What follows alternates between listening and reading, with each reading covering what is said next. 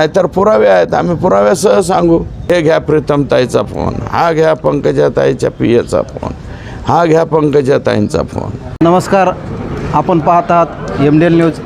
आता आपल्यासोबत आमदार सुरेश अण्णा धस आहेत आणि अण्णांनी लाखोच्या लीड निकाल जे मिळवलेला आहे आणि अण्णासोबत आता बातचीत करून अण्णा MDL न्यूजमध्ये स्वागत आहे. अण्णा, आपण काल विजय झालात आणि बऱ्याच असं जनसमुदाय जमला होता. त्या सभेमध्ये आपण भाषण केलं की त्या भाषणामध्ये आपण ताईंनी धोका दिला असंही वक्तव्य केलं होतं. हे बरोबर आहे ना. त्यांनी जे आहे बीड जिल्ह्यामध्ये म्हणजे केज मतदारसंघामध्ये त्यांनी भाषण करणं की बीड जिल्ह्यात माझी एकच सीट आहे. बीड जिल्ह्यात भाजपाच्या 2 सीट होत्या ना, मग भाजपाच्या 2 सीट आहेत. म्हणजे केजची सीट जी आहे ती भाजपाची सीट होती आणि मी काय भाजपा बची सीट होतो का? किंवा बहिष्कृत भाजप जो आहे, बहिष्कृत भाजप असा काही वेगळा पक्ष आहे का? त्या पक्षाचा उमेदवार होतो का मी भाजपचाच उमेदवार होतो ना. मग त्यांनी स्टेटमेंट, राष्ट्रीय सचिव आहेत त्यांनी कसं काय स्टेटमेंट केलं की बीड जिल्ह्यात एकच भाजपची सीट आहे. माझ्या प्रचाराला येणं, गळ्यातला पंचा खाली पाडणं भाजपचा, हे कशाचं म्हणजे त्याच्यामुळं. आणि माझं म्हणणं एकच आहे की भाजपा पक्ष जे आहे तर आता थम्पिंग मेजॉरिटीने सत्तेत आलेलं आहे. आजही ग्रह खातं भाजपाकडंच आहे. यांनी कोणी कोणाकोणाला काय काय फोन केलेले त्याची एकदा चौकशी करावी, म्हणजे हे सगळं उघडं होईल. आणि आम्ही काल परवा राजकारणात नाही ना आलेलो, आम्हाला माहिती आहे, आम्हाला सगळं माहिती आहे, सगळं कळतं. त्यांचं भाषण कसं, त्यांचं फेसबुक अकाउंट काढा, त्या अकाउंटवरती मी सुरेश धस यांच्या सभेला संबोधित केले फक्त. आणि बाकीच्यांना विजयी करा, निवडून आणा. मी काय सावत्र आहे का काय? मी भाजपचाच आहे ना. मग भाजपाचा माणूस असून, तुम्हाला सहकार्य केलेला माणूस असून, तुमच्या बाबतीमध्ये पॉझिटिव्ह वागणारा माणूस असून, तुम्ही मुंबईच्या कोणाकोणाला कुठं निरोप दिले, पनवेलला कुठं दिले, पुण्यातले तुमचे कोण कार्यकर्ते पुण्यातल्या प्रमुख लोकांकडे फिरत होते, आता सगळं उघड होत आलं. 18 तारखेला तुम्ही आष्टी मतदारसंघातल्या कोणत्या उमेदवाराला फोन केले, त्यांना सांगितलं तुम्ही माघार घ्या, यांना पाठिंबा द्या. राष्ट्रवादीच्यासुद्धा उमेदवाराला तिकडे काही माणसं पाठवायचे, कुणी कोणाबरोबर बैठका केल्या, हे सगळं आम्हाला माहिती आहे. त्याच्यामुळं मी जबाबदारीनं बोललो आहे, बेजबाबदारपणे बोललेलो नाही. मी काय असा येडागाबाळा आहे का काय? लाखोच्या जनसमुदाय आपल्या पाठीशी आहे. जनतेला आपलं काय सांगणं आहे? हे बघा, लाखोचा जनसमुदाय वगैरे जनता आहेच ना आमच्याबरोबर. ते काय नवीन कोणी गागा भट्टा आणायची काय गरज आहे का इथं?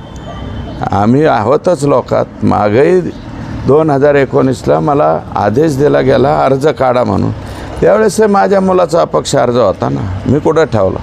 आत्ताचा हा जो अपक्ष अर्ज भरलेला आहे त्यांनी स्वतः नाही भरलेला, त्यांना सांगून भरलेला आहे.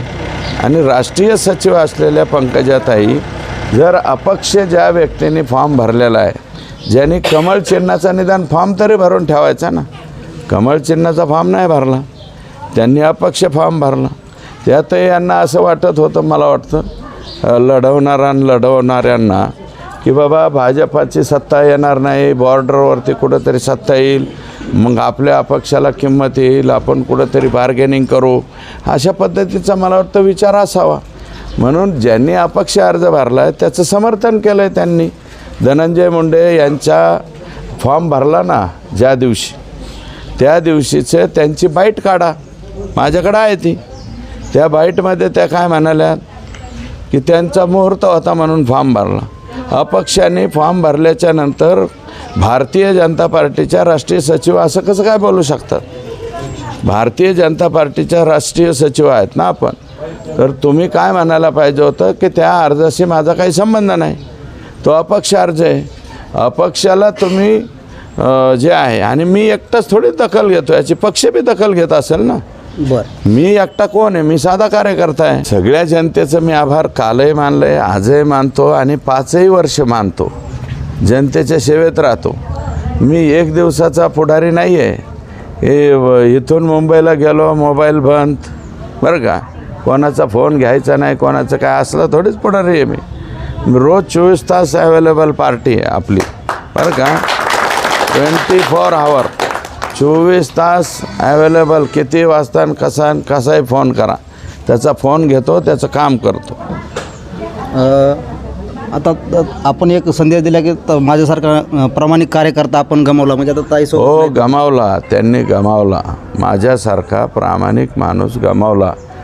जो माणूस त्यांच्याबरोबर सगळ्या काय याला लोकसभेला तर होताच, मागच्या लोकसभेला होता, आणि आता लोकसभेची निवडणूक झाल्याच्या नंतर त्यांचं पुनर्वसन करावं म्हणून सुद्धा मी एकटाच बोललो होतो. दुसरा कोण बोलला आहे दाखवा ना. सगळेजण घाबरत होते.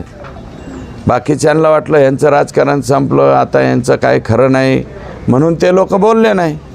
मी बोललो ना, मी ठामपणे बोललो की त्यांचं पुनर्वसन केलं पाहिजे. पक्षाच्याही वरिष्ठांना त्याची नोंद माहिती. मी जाऊन म्हणलो होतो की यांच्या बाबतीतला निर्णय जो आहे तो तातडीनं घ्या, काय घ्यायचं ते घ्या.